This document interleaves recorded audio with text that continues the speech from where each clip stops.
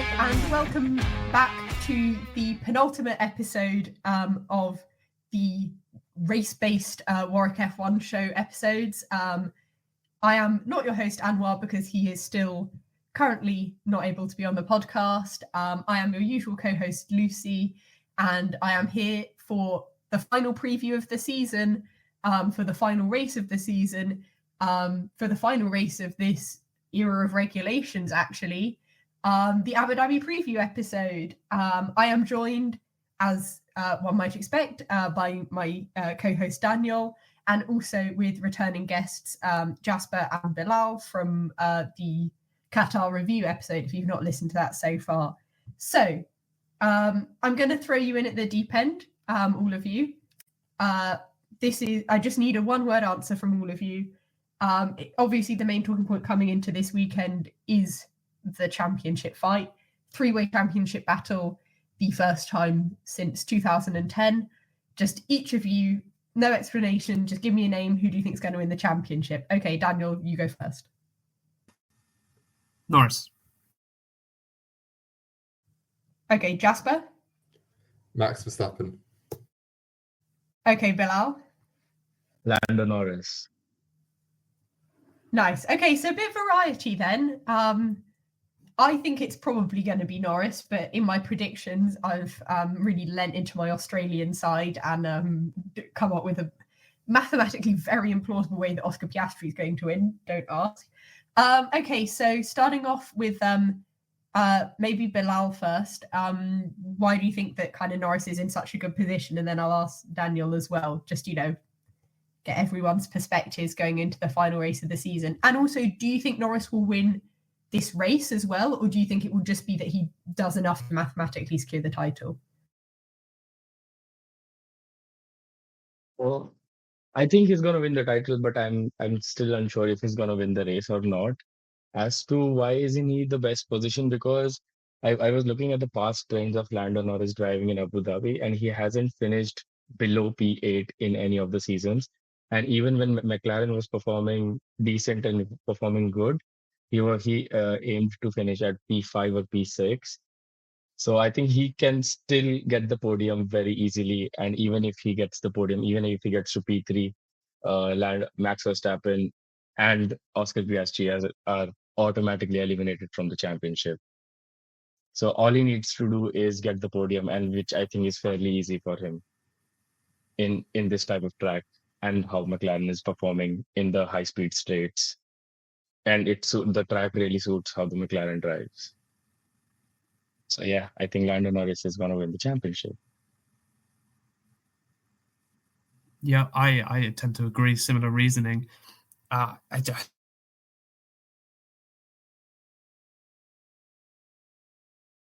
think under for Norris to finish fourth are the likes of which I'm 65% sure they won't make again in Abu Dhabi. And obviously he needs to finish fourth or lower for the other two to take the title. I think he's still in a good position. Like Bilal said, he's driven well in Abu Dhabi under pressure before. Last year springs to mind. The hopes of McLaren's constructors' title were resting solely on his shoulders, basically, because Piastri was taken out by the move of a world champion, as he called it last year. That would be a bit more spicy if it happens this year. But that said, I mentioned it in the Qatar review, there is a running theme in this triple header, and that is McLaren messing up. So I do think it's wide open, but I'm a bit of a realist, and I think, you can't say that the driver with the most number of podiums this year isn't going to finish on the podium when it really matters. I think he'll step up and he'll take the championship, basically. Well, I think you can't argue with Norris's mathematical advantage. Jasper, why do you kind of favour Verstappen? Is it, to kind of use Daniel's words, his tendency to possibly, if he's not in an advantageous position, be a bit more aggressive, go for those moves down the inside?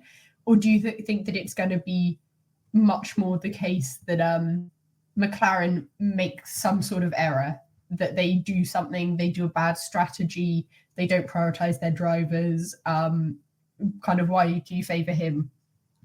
I have three different reasons. Number one, Verstappen is a 4-time world champion and has been in an experience of a very stressful title fight before, whereas Norris and Piastri have not. And so I think they are more likely to make some sort of mistake than he is.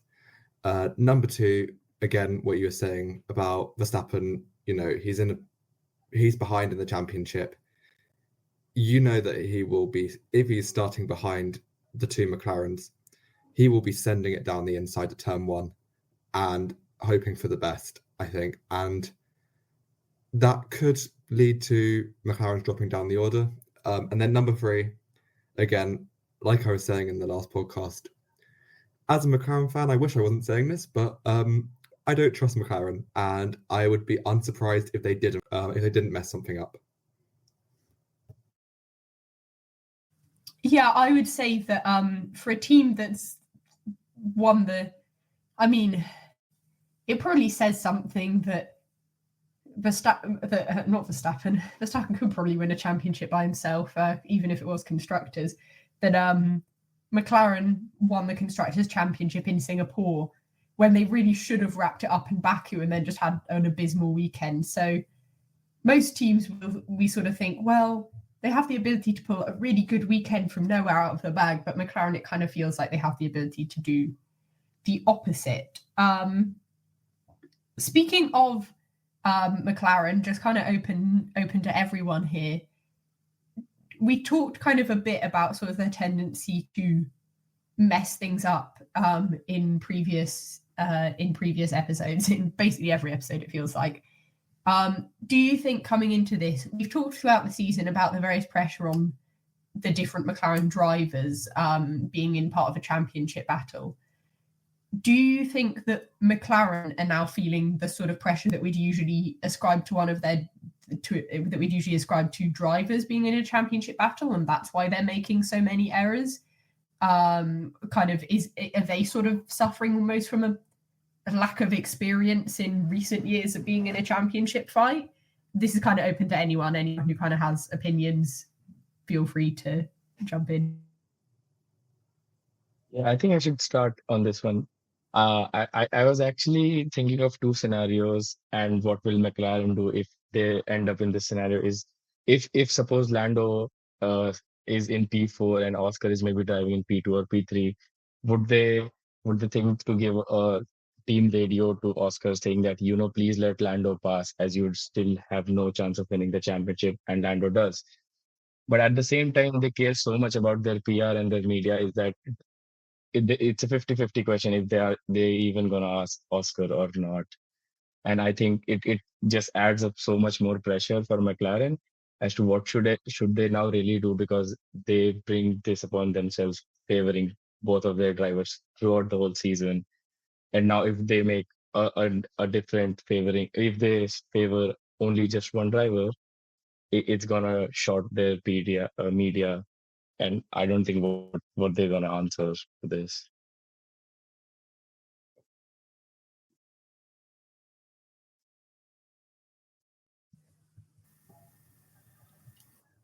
I do agree with that. I just think I don't think it's unlikely though that they do try and do something where they favour Norris. I just think that it definitely wouldn't go down well at all. I agree, definitely won't go down well at all. And I do think they are feeling the pressure. And you can really see in the last few races the difference between Red Bull's experience in the title fight and McLaren's experience in the title fight. And I think Red Bull have just not made many errors at all this season, apart from maybe, Max in Spain.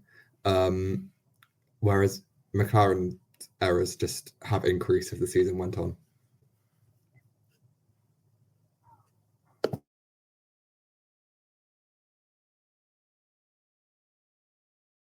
Yeah, I think that McLaren can't favour Norris in the final race, because they've said, even in interviews, Zach Brown and Andrea Stella were on Beyond the Grid that time. They said, if Verstappen wins a championship, so be it. We're not going to win it by playing favourites. And if they give up and they cave into the pressure of playing favourites in the final race of the season, that kind of undermines the whole McLaren ethos that they've been going for the whole year, right? So then they're not going to do that. That's just if Verstappen wins, he wins, right? In McLaren's eyes, they just want to go racing the best way possible. Having said that, if Piastri is in the position of a P3, for example, and he needs to let Norris through for the championship, they do kind of have to do it. It's not exactly playing favourites. It's just it's just the maths of the situation. They are, if they're in that position, they have no choice. About the pressure thing, yeah, it's weird, isn't it? Because when you think of teams under pressure, you normally think of it happening in the pit stops. And McLaren did have a few issues with their pit stops, but that was mostly on the part of the wheel guns, the technology that they have, and it wasn't necessarily human error. I'd say a lot of the time, and that was in the middle part of the season when they weren't really under much pressure from Max Verstappen. So I'm not sure that the team personnel and the mechanics themselves are feeling the pressure. It does seem to be the strategists and the engineers. The ride height was the issue in Vegas, of course, and then it was the strategy. It was egregiously bad in Qatar. So it's parts of the organization that you might not think necessarily would be under pressure seem to be folding, and it definitely has the potential to cost them, because Max is there. He has the privileged position of having been in an Abu Dhabi title decider before. He hasn't let the last three titles get to that point. He always wins. In my experience in watching Formula One, he's always won. So how can you not be feeling the pressure in that moment? It's pretty natural, but they need to be able to suppress it and go racing how they were in the middle part of the season when they were picking up wins for fun. Yeah, I definitely think McLaren have encountered a small problem, a small dilemma in their general strategy of, let's not favour a driver, let's keep it fair, but kind of artificially fair, in my opinion. But what do I know? I'm not part of the McLaren F1 team. But no, it's very interesting that they sort of had the unfortunate luck of coming up against a driver who's rather interrupted their plans to have a nice little championship battle between just their two drivers, where it's good. I guess good racing. It was quite boring, to be honest, but good racing and everyone gets along. And then Verstappen has sort of steamrolled that a little bit. So McLaren will be hoping that Verstappen does not, in fact, steamroll them come Abu Dhabi. Although, I mean, I've been watching since 2018 on and off, and since 2020 properly, and this is only the second proper championship battle that I've watched. Certainly the first one with three drivers in it. And, it has to be said, I think that part of me was very excited about it coming down to Abu Dhabi. There was also part of me that I think this race has the chance to take a good few years off my life, especially if it's a stressful one. Especially as I think you referenced it earlier, Verstappen kind of does to Piastri what he did last year, aka drive into him at turn one. I think F1 Twitter's only just recovered. But yes, moving on from the championship fight for a little bit, that is obviously the main thing. And I expect when we come to our predictions, we will still be talking about it. But let's talk about something a little different. Let's talk about just quickly the constructor side of things, specifically the midfield. Williams have secured P5 in the championship, but RB, Haas, Aston Martin, Sauber, they're still all fairly close to each other. Not Alpine, Alpine are miles behind. So kind of what are your opinions on that? How do we think that'll probably end up? Is there one team that you think has particularly outshone all the others in the midfield, apart from Williams, who of course outshine everyone all the time? Bilal, do you have any opinions on that?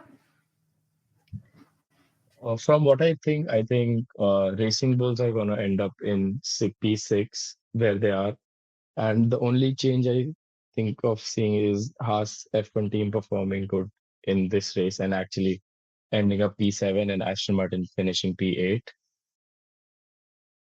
I think that's it. I think that's what I think.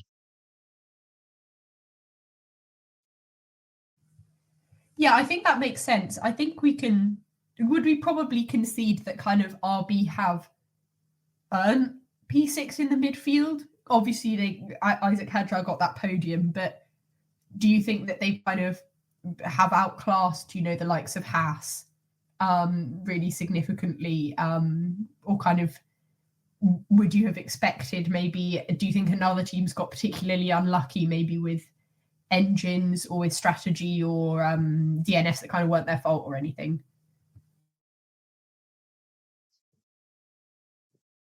No, I think that they're gonna win fairly on. I think Oliver Berman is performing good, and also Ocon can step up and will perform good.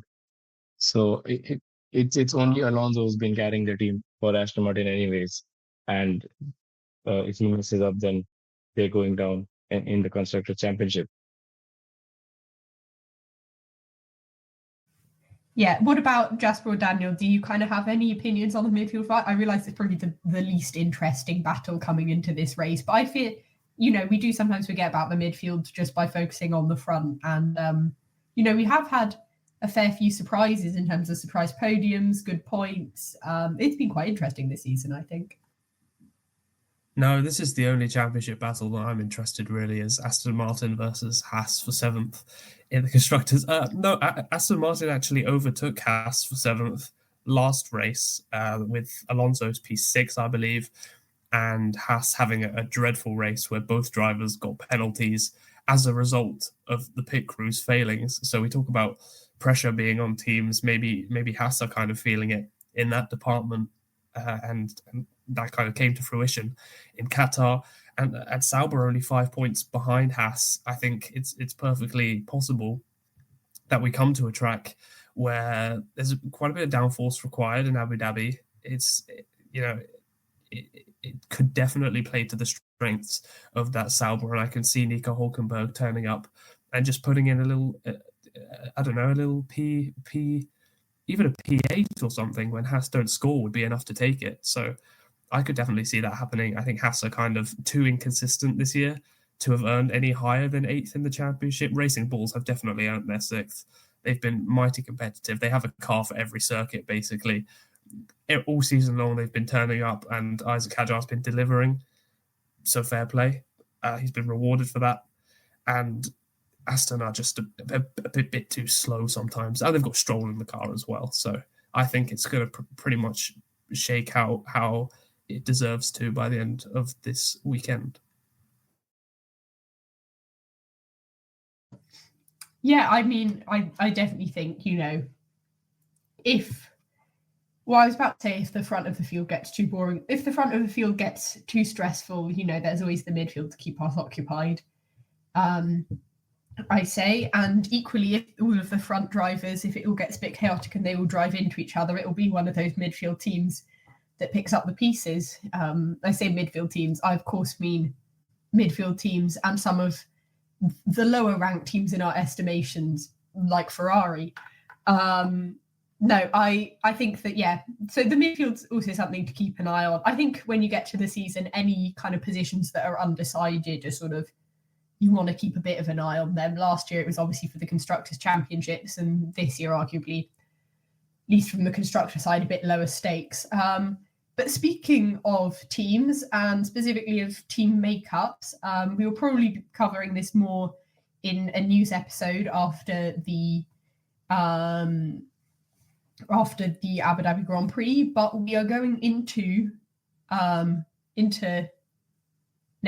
the final race of this year, already knowing our grid for next year. Isaac, as Red Bull and RB have announced that Isaac Hadjar is being promoted, technically, maybe demoted, to Red Bull. Arvid Lindblad is being promoted to RB, and Yuki Tsunoda is going to become the reserve driver for the Red Bull and RB teams as Liam Lawson stays where he is. Was this kind of what we saw coming? I think it was kind of what I saw coming, although, I am disappointed. I always I always find it a little disappointing, I think, because Tsunoda waited so long to get to that Red Bull seat and then kind of only get sort of one season, and to underperform is always going to be quite sad. But Daniel, kind of, what do you think? Is it kind of good to at least get this all sorted before the final race? Will Tsunoda, in some sort of vengeance, sabotage Verstappen's championship hopes? That's not going to happen. I'm trying to use like a tricolon or something and failing. Yeah, I don't think that's quite going to happen, but you never know. You never know what's going on. It's weird, isn't it? I thought the narrative when Tsunoda took over this Red Bull seat was going to be, no matter how badly he does, we know it's a characteristic of the car, not necessarily the driver, because Tsunoda did so well in those opening 2 rounds in the Racing Bull. He did so well in his first 4 years in Formula One. And so now to see this drop off, and Red Bull not even putting it back to the junior team and taking the decision to promote Arvid Lindblad, which is great for him, of course, but you've got to feel sorry for Tsunoda, right? I mean, you could take a small consolation maybe in the fact that he scored more points this year in his career than any other year. It's currently at 33, which is one more than his previous career total of 32 in 2021. So I guess appreciate small things from that perspective. But it just seems wrong that he never got a podium in all of his 5 years. And yet Isaac Hadjar, he's come in his rookie season and he's got that already. Tsunoda's best finish is still 4th from Abu Dhabi 2021, which nobody remembers for some reason. But, it's so unfair for him to be in this situation. I can't see a way for him back onto the grid, if I'm honest. He's not really like a Perez in the respect that he's kind of got a CV from previous other teams to back him up. So, yeah, it's a tough one for him. And Isaac Hadjar as well, he's going to be thrown in at the deep end. At least he's got the consolation that he's already got that career podium, right, which is something that Tsunoda didn't have. So there's a silver lining to that. Maybe the car will be more drivable next year. We'll have to wait and see as well. Yeah, I guess we will have to wait and see. And, as reserve driver, there are many kind of drivers who, usually it's getting their start as opposed to sort of making a comeback. But this is Red Bull. Really, we could get to half a lap into next year and they'll have a completely different driver lineup. Jasper, what do you think about the Red Bull RB announcement? We've kind of said that we sort of saw it coming, but do you feel that it's kind of the right decision? No, I think it's completely the wrong decision because it's just a bit like Daniel said. It's so unfair because Tsunoda, if you really think about it, Tsunoda did better in Red Bull than Lawson did in Red Bull. I know Lawson had less time, but from the start, Tsunoda was doing slightly better. And I'd argue that he did better in RB and than Lawson has done in RB. So, or at least on a very similar level. So, and then if you then look at, career experience and who's been better over their careers, really, I'd say Tsunoda. So I just don't really see why he's been dropped out of F1 entirely. I think that's incredibly harsh and undeserved. And Bilal, do you have kind of opinions, or is this just sort of the way the cookie crumbles, to use an idiom? I'm trying to mimic being Anwar, and that just means using lots of idioms for things. I think I completely agree with Daniel and Jasper on this side. It's completely unfortunate for Yuki to be not on the grid next year, and also to Hadjar. I for being actually it's a demotion in the second seat, and I really like how Daniel said that he still hasn't built up that CV to back his performances. So I think it also adds up to a negative effect for if he does not perform in the Red Bull, which I fairly have a feeling that he won't because of the car. But then, yeah, I completely agree with Jasper and Daniel on this. Fabulous. Then it seems that as a podcast, we are all in cohesion. Maybe not with Red Bull, but, the 4 of us at least are in cohesion.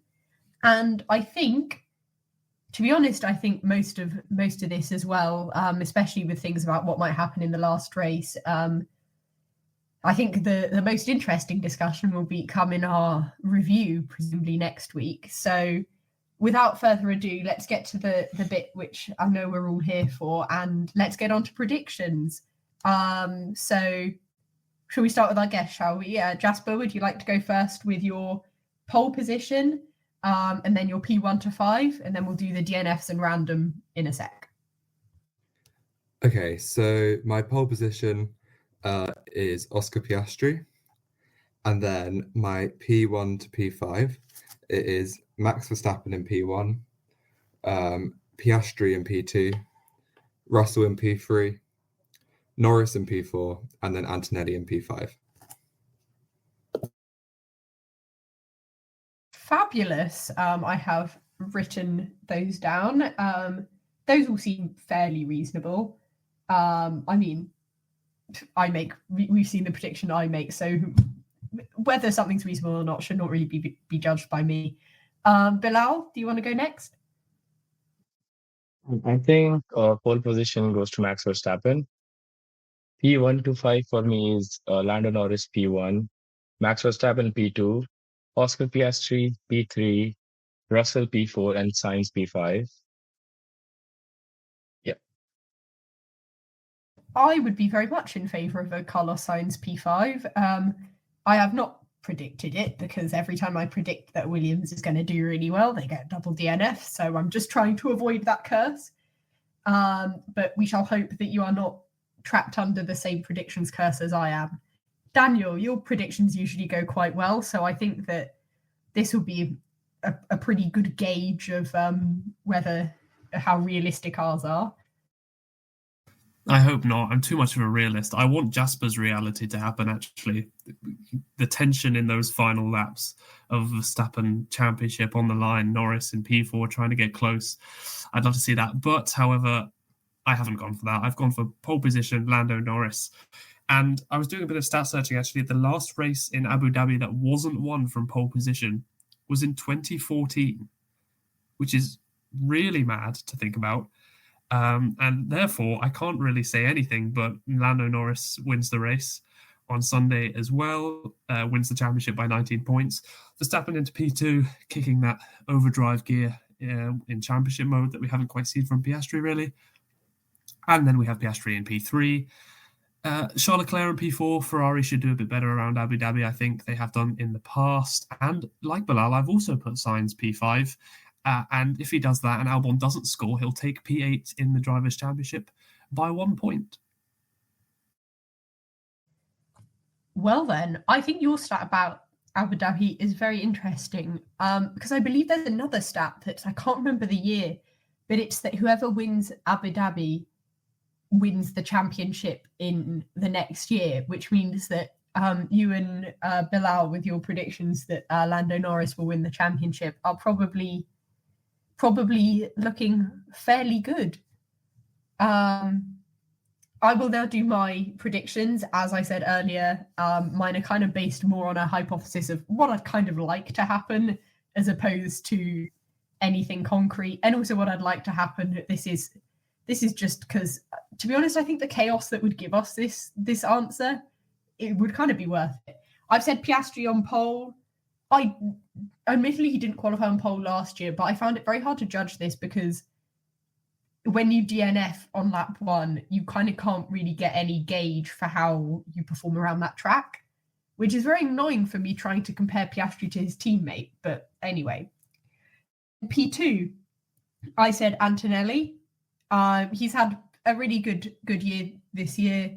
You may be wondering why I've put him so high up and not in like P4 or P3 or something. We will get to that later. I just see him, he's outperformed Russell, or at the very least been performing on a very similar level to Russell the past few races. I kind of see that continuing, and I really hope that continues into next year as well, because I think if that's the case, then even if Mercedes have a really dominant car, then we could see maybe even an interesting little title battle between those two. That could be good. P3, I've said Tsunoda. Again, I'm really sorry, this is so chaotic. I remembered that his best finish was P4 at Abu Dhabi 2021, and I thought, wouldn't it be fun? It's his last race in the sport. Wouldn't it be nice if he went one better and got a podium? And so the power of positive thinking has compelled me to write that prediction.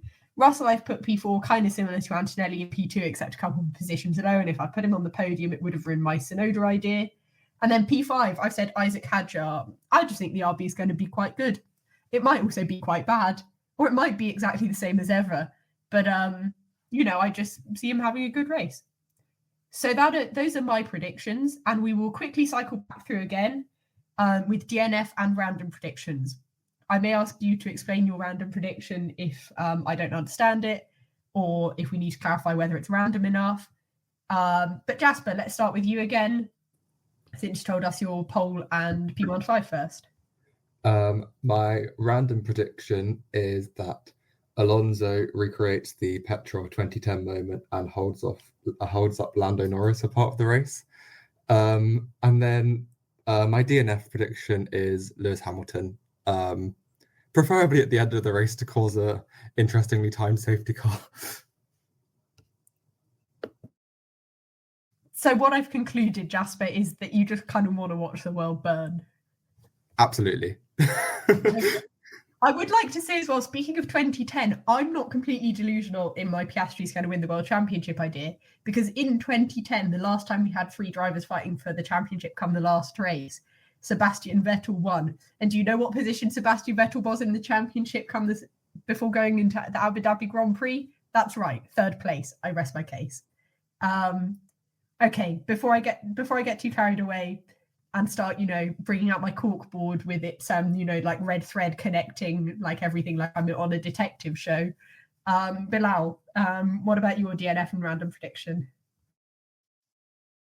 I think Liam Lawson is going to DNF in the later stages of the race and bringing out a safety car and making things exciting. And for the random prediction, Max locks up into turn 1 in lap 1, drops down to P5, but then still manages to finish P2.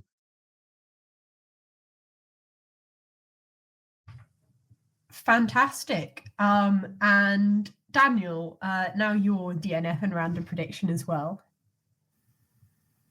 Wow, Bilal, that's an incredibly random prediction. I'd like to see it. It'll be dramatic. My DNF and random prediction, you've gone for the wholesome ending, Lukey. Lukey? Oh my God, I just combined Lucy and Yuki. That's crazy.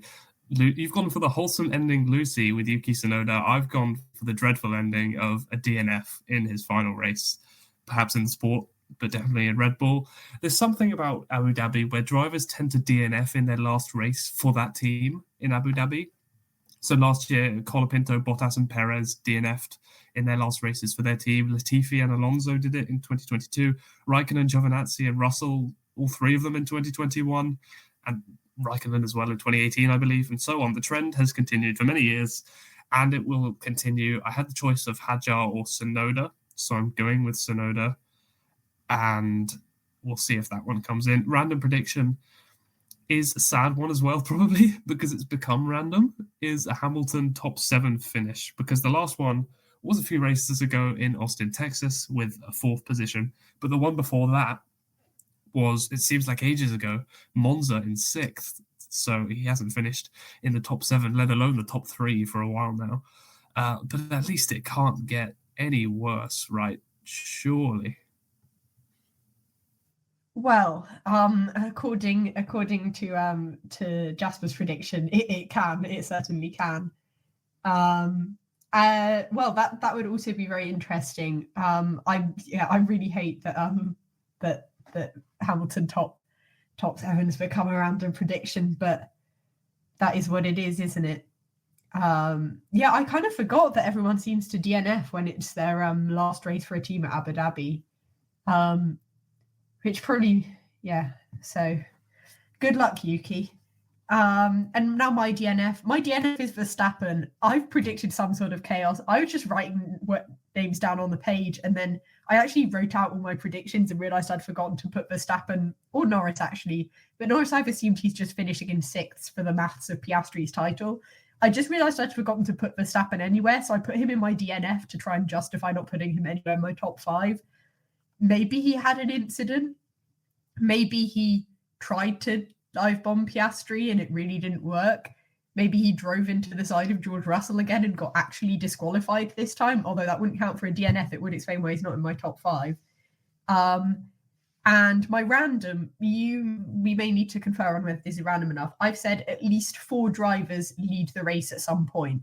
That could be through overtakes. It could be through pit stops. I just think it would be fun, give a little bit of pizzazz. Well, yeah, I mean, given the stat that I said about pole position and winning the race a lot of the time, it would imply that it's kind of dominated from start to finish. So 4 different leaders, I definitely take that. I think that's definitely random enough. But I would like to say, though, I just remembered your point on 2010 and Sebastian Vettel being 3rd place in the championship going into that. So your point was that Piastri can win. I believe there was also an Australian who was in contention for the championship going into that race. Oh, God. And was looking like he was in a great position to win it until that Australian didn't win the championship. So I'm just saying there are parallels everywhere. Anything could happen this weekend. But I don't think the signs really point to a Piastri championship. I'd gladly be wrong, though. Poor Mark Webber is really going through it right now. Poor Mark Webber's He's about getting to have, flashbacks for sure. Poor Mark Webber's about to have his championship hopes in the form of his protege scarpered by a Red Bull multiple-time world champion again. He's going to get vicarious flashbacks and disappointment, sadly for Mark. Well, hopefully the rest of us will have a more enjoyable Abu Dhabi Grand Prix than Mark Webber does, and who knows, maybe he'll actually have a very great time. That brings us to the end of this preview episode for the Abu Dhabi Grand Prix. We will see you next time for the Abu Dhabi review episode. But obviously we cannot record that yet because it's not happened. I would like to say thank you to obviously my co-host Daniel and to our guests Bilal and Jasper for coming on the podcast. And yeah, have a great weekend. Enjoy the Constructors' Championship. We are in the Clarendon for a watch along, so do come along if you're free and you'd like to watch it with some mates. But if not, I hope you have a great time watching it nonetheless.